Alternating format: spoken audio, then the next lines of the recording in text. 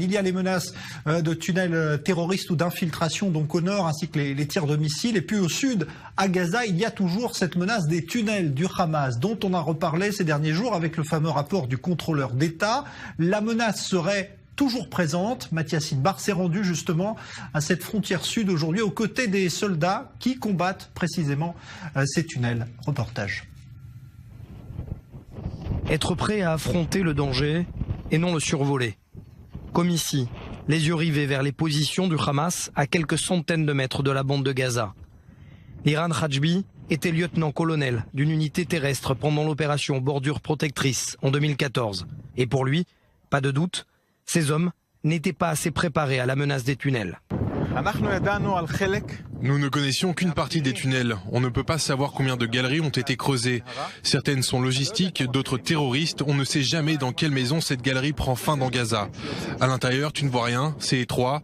On ne sait pas d'où vient le bruit. On n'a parfois pas la place de se servir de notre fusil. On ne peut pas rentrer en groupe, on se retrouve l'un derrière l'autre. Et cette menace des tunnels, l'Iran va la subir de plein fouet. Vendredi 1er août 2014. John Kerry, alors secrétaire d'État américain, assure Israël d'un accord de cessez-le-feu avec le Hamas.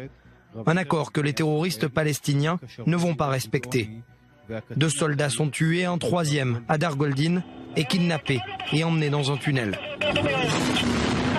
L'Iran et ses hommes traversent alors la ville de Rafah et tentent d'intercepter les hommes du Hamas. On essaye de les bloquer, de les retrouver, on avance en profondeur pour pouvoir mieux voir. Mais vous combattiez à l'intérieur des tunnels ?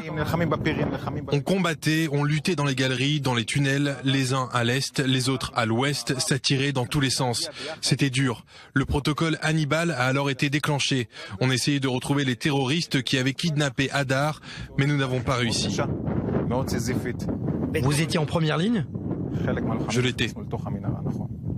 Presque 3 ans plus tard, selon l'Iran, l'armée israélienne n'aurait pas attendu le récent rapport du contrôleur de l'État pour tirer ses propres conclusions et comprendre les erreurs commises.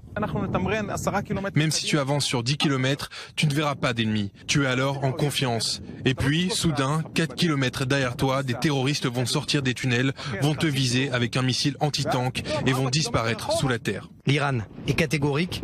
Pour lui, la menace des tunnels, que ce soit ceux du Hamas ou du Hezbollah, ne serait pas existentielle pour Israël.